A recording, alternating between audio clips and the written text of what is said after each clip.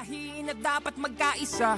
Ayusin ang mga problema ng ating bansa. Ang galit ay alisin at dapat magkasundo. Kung payapa ang ating bansa, aasenso nga tayo. Kaumbayan ay unahin at dapat magkaisa. Itigil ang pag-aaway at ang pagkakagulo. Ang galit ay alisin at dapat magkasundo. Kung payapa ang ating bansa, aasenso nga tayo.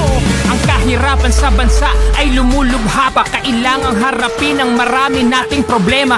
Maraming nagugutom sa Maynila at probinsya at maraming trabahante di sapat ang kinikita. Pamilyang hindi sapat ang pagkain sa mesa. Kapag sila'y nagkasakit, wala rin pampaospital. Kabuhayang hinampas ang matinding kalamidad at tumataas ang antas ng kriminalidad. Hindi mabuting panoorin na puro na lang kampihan. Kaliwat ka ng batikos, kabi-kabilang alitan ng dapat asikasuhin at kailangang malunasan ng mga problemang nagpapahirap sa ating bayan. Sa ating ang panahon, magkakaisa ang solusyon.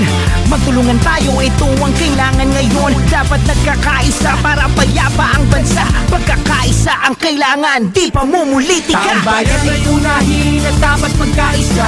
Ayusin ang mga problema ng ating bansa.